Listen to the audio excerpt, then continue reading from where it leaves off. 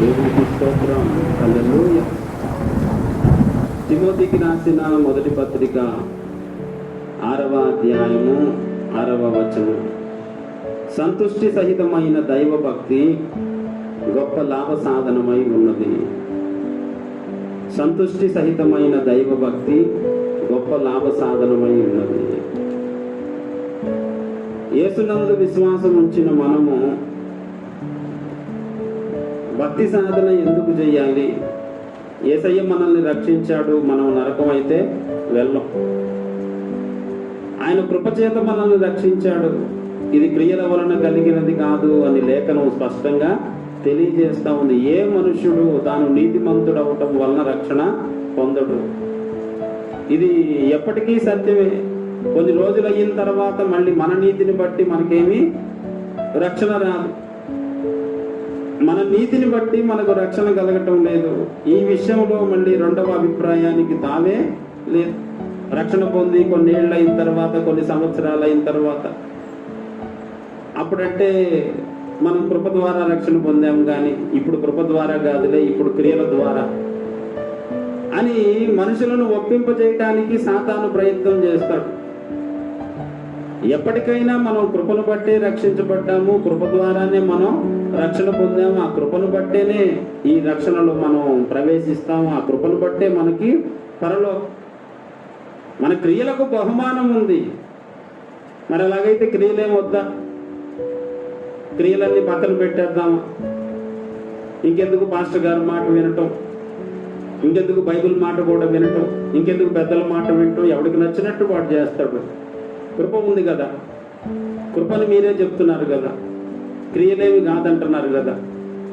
ఇక కృప అన్నప్పుడు మళ్ళీ ఇవన్నీ కండిషన్లు ఎందుకు, ఇవన్నీ ఎందుకు? చక్కగా మాకు నచ్చినట్టు మేము ఉంటాం, మాకు దోచినట్టు మేము చేస్తాం. ఇక మళ్ళీ ఇంక ఈ ఆంక్షలన్నీ ఎందుకు అంటే, నీకు కృప ద్వారా రక్షణ లేదు, కృపను బట్టి నీకు క్రియ ద్వారా రక్షణ లేదు. అయితే రక్షణ పొందిన నీవు దేవుడు చెప్పినట్టు నడుచుకోవాల్సిన అవసరం ఉన్నది. తప్పకుండా నువ్వు చేయవలసిన అవసరం ఎంతైనా ఉంది. నువ్వు రక్షణ పొందిన తరువాత దేవుడు చెప్పినట్లు నడుచుకోవటం కూడా అది దేవుని కృపే. రక్షణ పొందిన నీవు దేవుని మాట ప్రకారం నడుచుకోవటం అది దేవుని కృపే. ఫిలిప్పీలకు రాసిన పత్రిక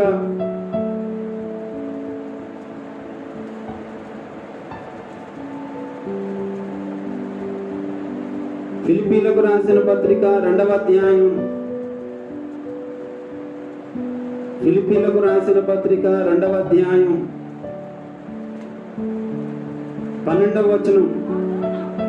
కాగా నా ప్రియులారా, మీరెల్లప్పుడూ విధేయులై ఉన్న ప్రకారము నా ఎదుట ఉన్నప్పుడు మాత్రమే కాక మరి ఎక్కువగా నేను మీతో లేని ఈ కాలమందును భయముతోనూ వణుకుతోనూ మీ సొంత రక్షణను కొనసాగించుకొనుడి. పౌలు భక్తులు ఫిలిప్పీ సంఘానికి రాస్తూ చెప్తున్నాడు, భయముతో వణుకుతో మీ సొంత రక్షణను కొనసాగించుకోండి. రక్షణను భయముతో వణుకుతో కొనసాగించుకోవటం అవసరం. అలా కొనసాగించుకునేవాడు కృపను పొందినవాడు. నువ్వు భయముతో వణుకుతో నీ రక్షణ కొనసాగించుకుంటున్నావంటే అది దేవుని కృప పొందుకోవటం. అసలు రక్షణ జీవితంలో అన్ని కృపతోనే ముడిపడి ఉన్నాయి. ఆ కృపను చూడటం కూడా కృపే. నీకు దేవుడిచ్చిన కృపను నువ్వు చూడటం అది కూడా కృపే. కృపను చూసిన వాడు స్తుతించడం మొదలు పెడతాడు. కృప చూడనంత వరకు ఏమి స్తుతి? నేను ఎంత కష్టపడుతున్నాను, ఎన్ని చేస్తున్నాను నేను. థ్యాంక్స్ గివింగ్ ఎప్పుడు వచ్చింది? కృతజ్ఞత ఎప్పుడు వచ్చింది? ఏదైనా ఇస్తే కదా థ్యాంక్స్ చెప్తాం. ఎప్పుడు చెప్తాం? మనం ఎవరికైనా డబ్బులు ఇచ్చి థ్యాంక్స్ అంటామా? వాళ్ళ డబ్బులు మనకి ఇస్తే థ్యాంక్స్ చెప్తాం. ఎవరికన్నా మనం సహాయం చేసి థ్యాంక్స్ చెప్తామా? వాళ్ళకి బాగా చాలా హెల్ప్ చేసి లాస్ట్లో థ్యాంక్స్ అండి, పని చేయడానికి మాకు సహాయం చేశారు అని అంటారా? ఆ ఎదుటోళ్ళు కష్టపడి, పాపం కష్టపడినోడు కూడా ఏం ఎక్స్పెక్ట్ చేస్తాడు? ఇంత చేశాను కదా, కనీసం చివరిలో మాట థ్యాంక్స్ చెప్తాడేమో అని థ్యాంక్స్ చెప్పేదాకా అలా చూస్తూ ఉంటాం. అడగలేరు.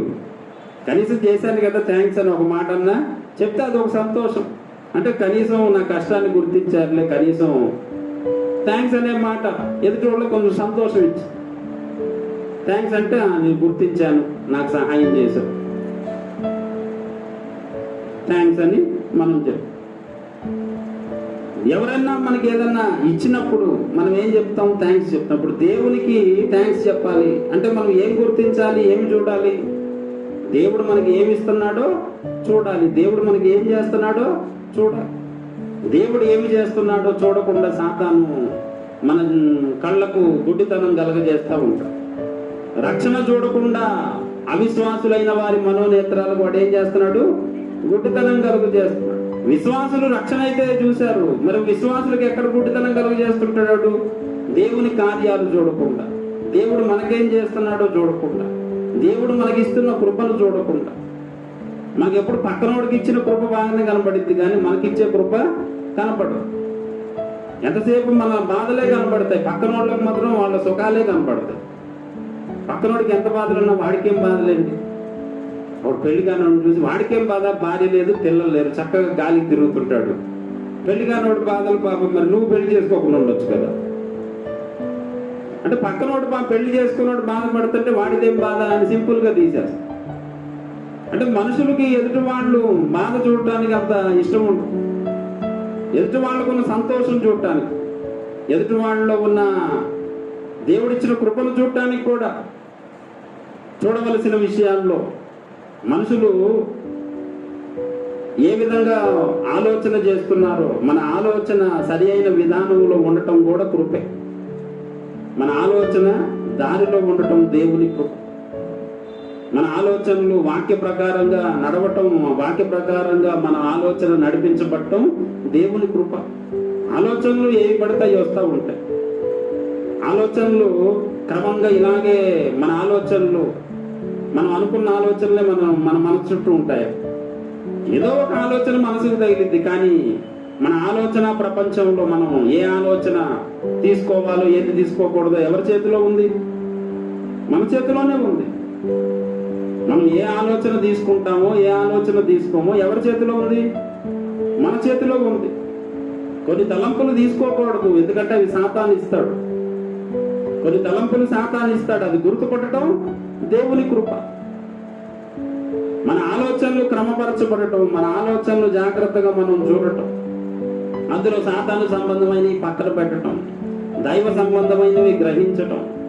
ఈ భక్తి జీవితం అంతా కృప మీదే ఆధారపడి ఉంది. అసలు భక్తిలో ముందుకు సాగాలి అంటే కృప కావాలి. భక్తి సాధన చేయాలి అంటే కృప కావాలి. నేను భక్తి చేయాలి అని మనకి ఒక పాయింట్లో మనకి అర్థం కావటం కూడా కృప.